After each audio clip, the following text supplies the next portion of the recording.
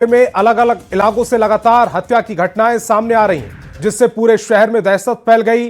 कहीं चाकू से हमला तो कहीं गोलीबारी और कहीं घर के अंदर डबल मर्डर।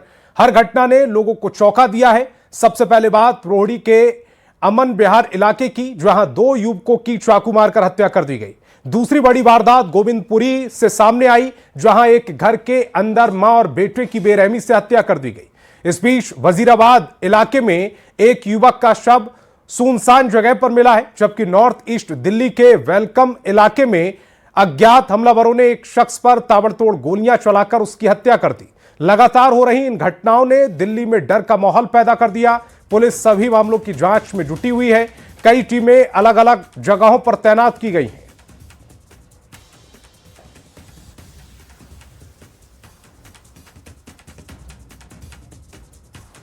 तो 24 घंटे में 6 मर्डर की घटनाएं, 4 तस्वीरें समय आपकी टेलीविजन स्क्रीन पर। कहीं पर बेटे और मां की हत्या की गई है, तो वजीराबाद में युवक की गोली मारकर हत्या कर दी गई। रोहड़ी की तस्वीर भी देखिए, जहां पर 2 युवकों की हत्या की गई है और एक युवक की हत्या की गई है वेलकम में, जहां पर पुलिस अब जांच पड़ताल में जुटी हुई है। लेकिन 24 घंटे के अंदर अगर किसी शहर में, देश की राजधानी में 6 मर्डर हो जाते हैं, तो कानून व्यवस्था पर सवाल अपने आप खड़े होने लगते हैं।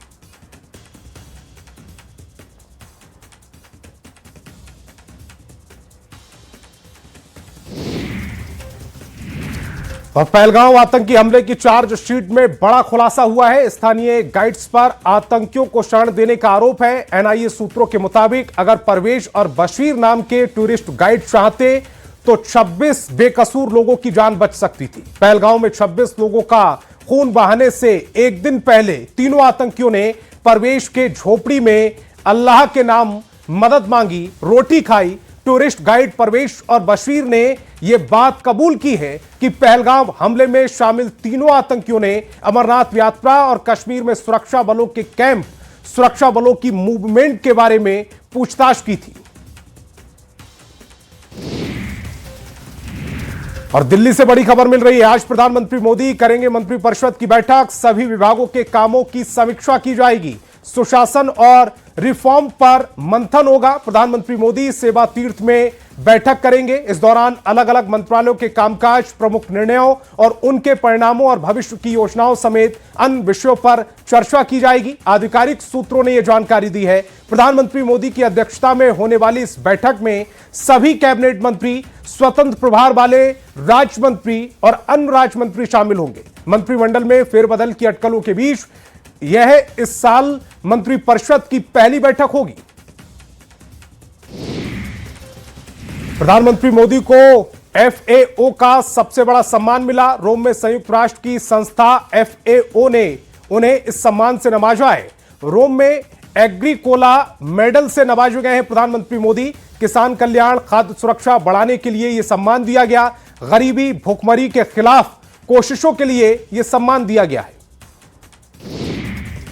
पाकिस्तान के रक्षा मंत्री ख्वाजा आसिफ ने भारत के खिलाफ एक बार फिर गीदड़ भभकी दी है। उन्होंने कहा कि अगर भारत ने पाकिस्तान को दोबारा ललकारा तो भारत को इतिहास के पन्नों में धकेल दिया जाएगा।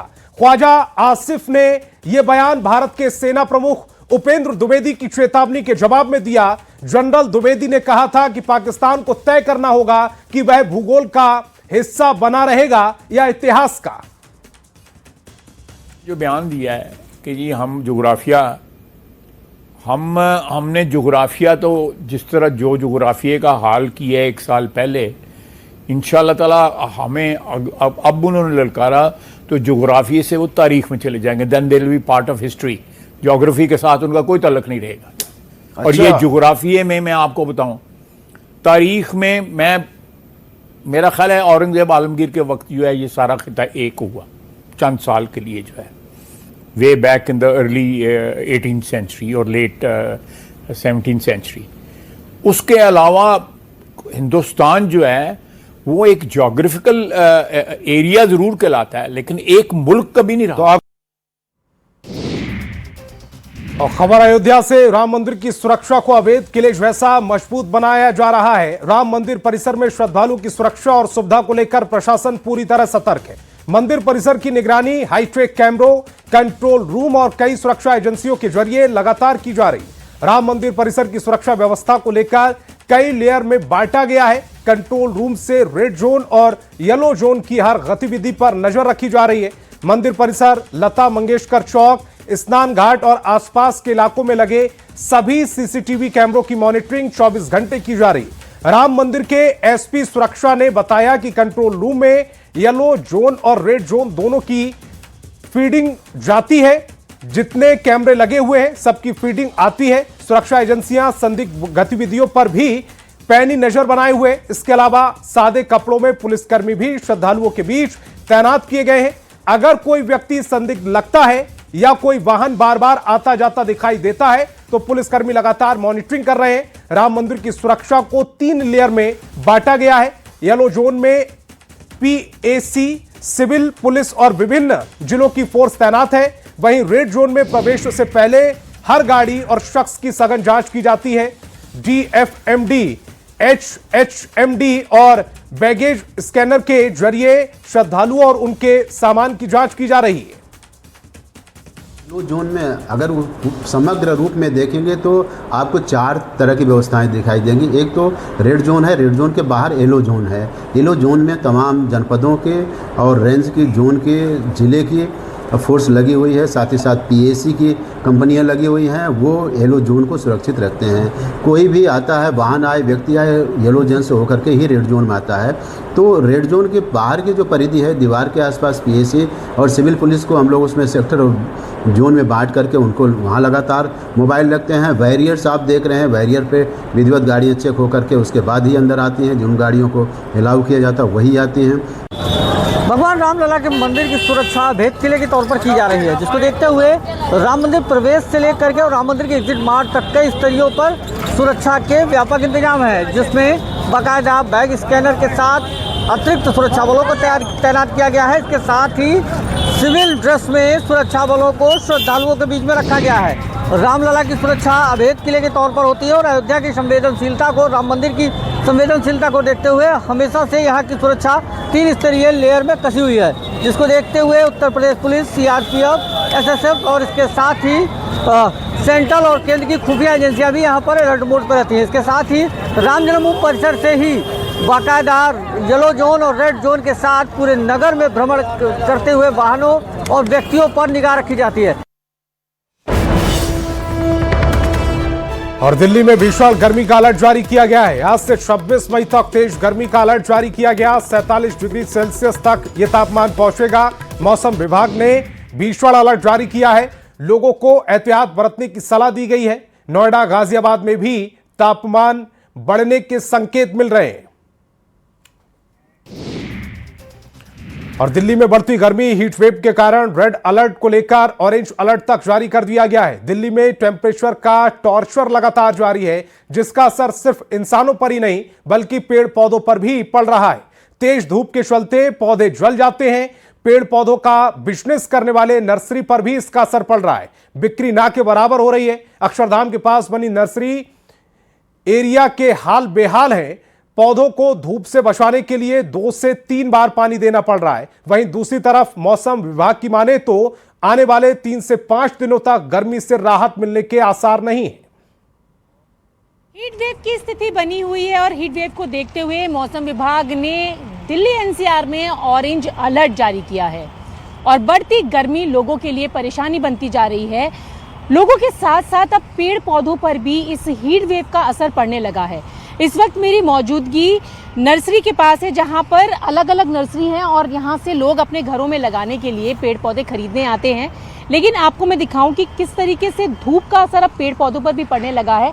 आप यहां देख सकते हैं कि जो पेड़ पौधे हैं वो भी धूप से मुरझाने लगे हैं। ये देखिए यहाँ पर किस तरीके से धूप का असर जो है वो पेड़ पौधों पर पड़ रहा है और वो पूरी तरीके से मुरझा गए हैं। ठीक मेरे पीछे भी आप ये देख सकते हैं कि ये गर्मी का असर है जो कि पेड़ पौधों को भी जला रहा है। अब बड़ी खबर भागलपुर से, जहां नाथनगर थाना क्षेत्र के लालू चक से 5 लड़की लापता हो गई हैं। देर रात से ही सभी बच्चे अपने घर से गायब हैं। बच्चे कैसे लापता हुए फिलहाल इसका पता नहीं चल पाया। गायब बच्चियों में श्वेता कुमारी, पल्लवी कुमारी, सोनम कुमारी, गंगा कुमारी शामिल हैं। परिजनों ने प्रशासन से बच्चों की सकुशल बरामदगी की गुहार लगाई। सभी बच्चियों की उम्र 12 से 14 साल के बीच बताई जा रही है। साढ़े 10 बजे देखलिए नहीं बच्चा नहीं ले ना 11 बजे था वहाँ चौक पर घूमिए रहा है। एक आदमी बोला था कि इसे यही 20 मिनट पहले देखा था, पाँचों बौक रहा है रोड पर। अच्छा। तब खोजने लगे वो कन्या ऐसा। तो कहाँ पर देख लो, कौन गली में? वही चौक पर, लरंगा चौक। 9 बजे तक 10 बजे तक यहीं से खाना पीना सबका खेले न पीने से। और बाद हमें सूती लोड़ी तो कितना बजे जानकारी मिला कि बच्ची नहीं घर में आपको? जानकारी 11 बजे मिलो से 10 बजे तक हमारे मम्मी चले 11 बजे बोला पका ले गए, फिर पका से कक नहीं उतरले, पप्पा नहीं। कितना बच्चा गायब हुआ है? 5 गो। 5 सहेली है क्या? 5 दोस्ती है? हाँ, दोस्ती। हम लोग खेत से आए 10 बजा ना, तो हम लोग सो गए, तो बच्चा भी बगल में सो गया। तो फिर हम लोग को नींद लग गया, 5 बच्चा मिल के कैसे भाग गया हम लोग को पता नहीं है। तो आगे में वो झालमुड़ी बेचता है ना, तो वो गया जगने के लिए कि आपके यहाँ ढेरी बच्चा काहे आ रहा है। तब तक हम लोग को जगते जगते बच्चा सब गायब हो गया था। क्या लगता है आपको, कहाँ गया होगा? हमको तो लग रहा है कि सर कोई, हम लोग खेत में रहते हैं, कोई आदमी उसको कोई चीज का बहाना दिया हो, पैसा देंगे, ई देंगे, कुछ भी दे के बुला लिया 10 बजे रात में, कहीं लेके चला गया। बिहार में अब हर दिन अपराधियों पर पुलिस का कहर बनकर टूट रही है। पिछले 5 दिन में 5 एनकाउंटर के बाद अपराधी दहशत में। आज एक बार फिर किशनगंज में कई कांडों में मोस्ट वांटेड अपराधी पवन कुमार उर्फ चिंटू पुलिस के हत्थे चढ़ गया। कार्रवाई के दौरान अपराधी ने पुलिस की टीम पर फायरिंग कर भागने की कोशिश की, जिसके जवाब में पुलिस ने ताबड़तोड़ गोलियां दागी और अपराधी पवन उर्फ चिंटू के पैर में गोली लगी, जिसके बाद घायल अवस्था में उसे गिरफ्तार कर अस्पताल में भर्ती कराया। हालांकि इस एनकाउंटर में पुलिस के भी 2 जवान घायल हो गए। घायल जवानों के नाम इंस्पेक्टर मुश्ताक और सब इंस्पेक्टर नीतीश कुमार है। किसी बड़ी घटना को अंजाम देने के लिए अपराधी फरीम गोड़ा के पास जमा हुए थे, जिसके बाद पुलिस ने उनकी घेराबंदी की और एनकाउंटर की घटना को अंजाम दिया। घायल अपराधी पवन कटिहार का रहने वाला है और उसके खिलाफ किशनगंज में भी 2 मामले दर्ज हैं। कई अन्य जिलों में भी ये अपराधी मोस्ट वांटेड है। पुलिस को घटनास्थल से बिना नंबर की बाइक, पिस्टल के खोखे भी बरामद किए गए।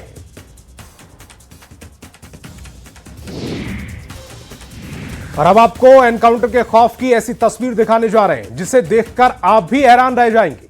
खबर भागलपुर के सुल्तानगंज थाना क्षेत्र की है, जहां बिहार पुलिस के ऑपरेशन लंगड़ा से खौफजदा अपराधी ने अपना हथियार गंगा में विसर्जित कर दिया। गनगनिया का कुख्यात कैलाश मंडल हथियार को गंगा में विसर्जित कर सादगीपूर्ण जीवन जीने की कस्में खा रहा है। बताया जा रहा है कि कैलाश मंडल कुछ दिन पहले ही जेल से छूटकर बाहर निकला। इस पर हत्या, रंगदारी जैसे गंभीर मामले दर्ज हैं। अब एनकाउंटर के डर से इस कुख्यात अपराधी ने हथियार को गंगा मैया के हवाले कर दिया। कैलाश कुमार मंडल, पिता बिंदेश्वरी मंडल, दादा जट्टन मंडल, मैं आज से ये हथियार जो है न कि गंगा में समर्पित कर रहा हूँ। आज दिन के बाद हथियार हाथ में नहीं लेंगे और बाकी जो है न कि भगवान के भरोसे चलेंगे।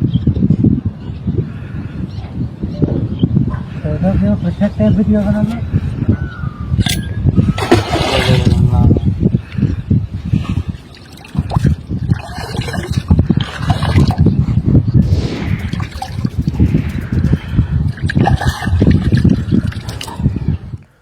भूमि एवं राजस्व विभाग से जुड़ी एक बड़ी खबर मिल रही है। जमीन विवाद निपटाने के लिए बड़ी पहल की गई है। सरकार ने विशेष सेल का गठन किया है। ईओयू के अधीन विशेष सेल का गठन किया गया। विभाग में भ्रष्टाचार के मामले पर नकेल कसेगी। भूमि एवं राजस्व विभाग से जुड़ी ये बड़ी खबर इस समय आपकी टेलीविजन स्क्रीन पर। जमीन विवाद निपटाने के लिए बड़ी पहल, सरकार ने विशेष सेल का गठन किया। ईओयू के अधीन विशेष सेल का यह गठन किया गया है। विभाग में भ्रष्टाचार के मामले पर नकेल कसेगी।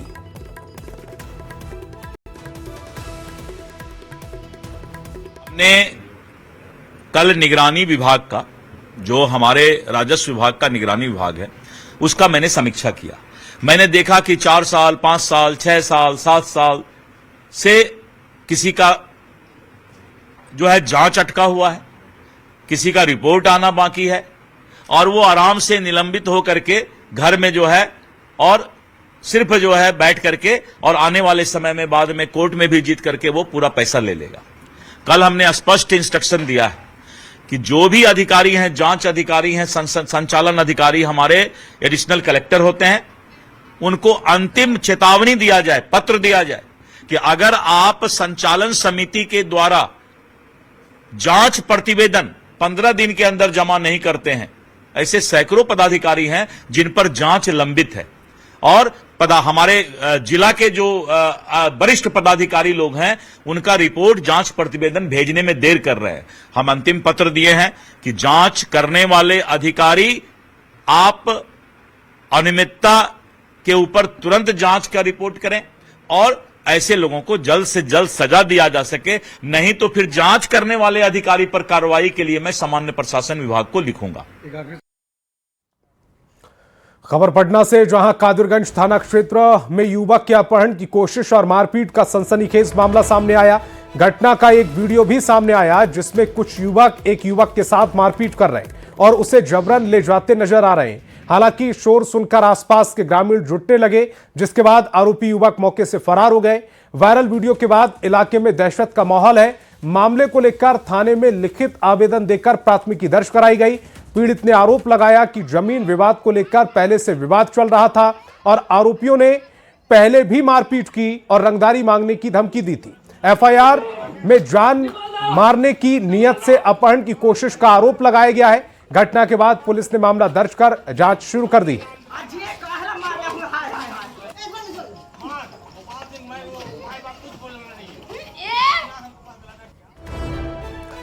और पटना सिटी के चौक थाना क्षेत्र में ससुराल वालों पर पेट्रोल डालकर जलाने के मामले में बड़ा अपडेट मिला है। गंभीर रूप से झुलसी 71 साल की नीलम अग्रवाल और घटना में अंजाम देने वाले सन की पति की भी इलाज के दौरान मौत हो गई है, जबकि पत्नी और उसके 2 बेटे का अस्पताल के आईसीयू में इलाज जारी है।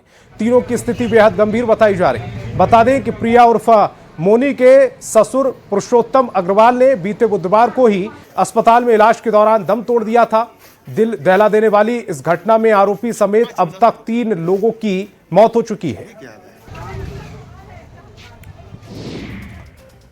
और झारखंड में नक्सलवाद के खिलाफ अब तक की सबसे बड़ी कामयाबी सामने आई। ऑपरेशन नवजीवन के तहत एक साथ 25 नक्सलियों और 2 उग्रवादियों ने आत्मसमर्पण किया है।